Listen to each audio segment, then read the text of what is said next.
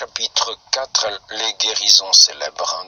La grivotte de Zola. Marie Lebranchu, fille de parents tuberculeux, n'a pas cessé d'être hospitalisée, entre autres à l'Hôtel-Dieu, où on lui trouva à profusion des bacilles de coq.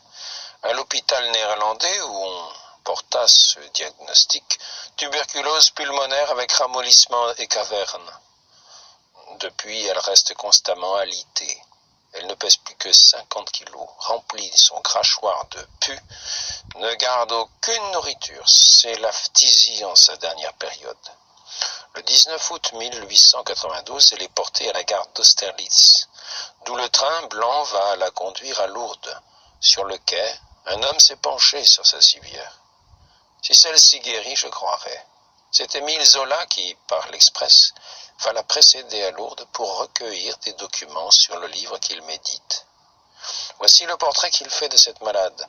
Dans le compartiment voisin, la grivotte, jusque-là étendue sans un souffle, comme morte, venait de se soulever. C'était une grande fille qui avait dépassé la trentaine, déhanchée, singulière, visage rond et ravagé, que ses cheveux crépus et ses yeux de flamme rendaient presque belle. Elle était phtisique au 3e degré. Depuis 5 ans, elle faisait le tour des hôpitaux de Paris. Aussi parlait-elle familièrement des grands médecins. Ils disent comme ça que j'ai un poumon perdu et l'autre ne vaut guère mieux. Des cavernes, vous savez. J'ai maigri, une vraie pitié. Maintenant, je suis toujours en sueur, je tousse, je m'arrache le cœur, je ne puis plus cracher, tant c'est épais. Et vous voyez, je me tiens plus debout, je ne mange pas. Un étouffement l'arrêta, elle devenait livide. La peinture est fidèle, ce n'est pas dans la description des malades que Zola manque de la vérité. Dès son arrivée, Marie Lebranchu, avant même d'être hospitalisée, demande à être immédiatement plongée dans la piscine. On hésite. Dans l'état où elle est, le choc peut être funeste, mais elle se fait tellement pressante qu'on accepte. 2 brancardiers la soutiennent par les épaules et la plongent dans l'eau glacée.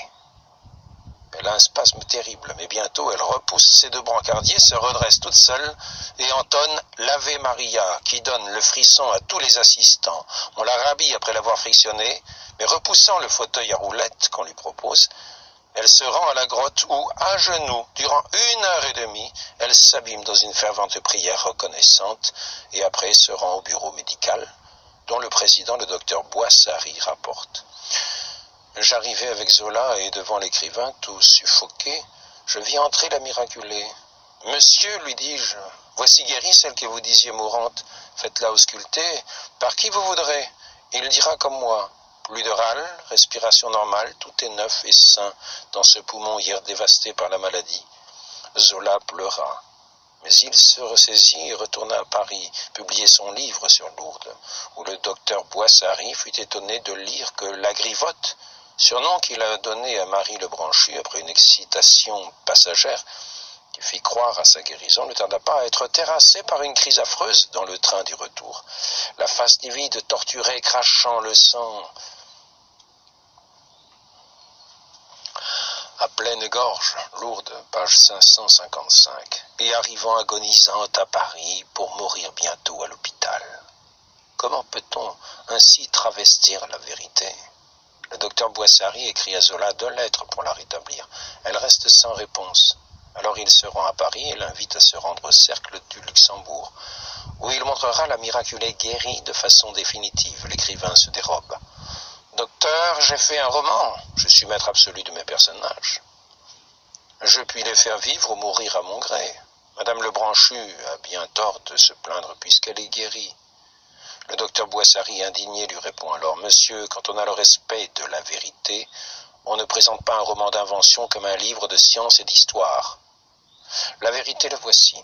Marie Lebranchu, mariée en 1894, est devenue Madame Vimplier, ouvrier au bon marché. Elle retourne plusieurs fois à Lourdes. Elle est auscultée par de nombreux médecins qui tous déclarent que ses poumons sont en bon état et qu'elle n'a plus de tuberculose. Zola lui-même lui rend visite en 1896 et avoue, vous n'êtes plus la même. Vous avez joliment engraissé depuis votre maladie. Devenue veuve en 1897, elle rentre dans la maison d'Angers où elle avait été élevée pour y exercer les fonctions de lingère. En 1907, la radioscopie de son poumon décèle des traces anciennes de sa tuberculose au dernier degré, témoin indiscutable d'une guérison miraculeuse qui s'est constamment maintenue depuis plus de 15 ans, atteste le docteur d'Angers.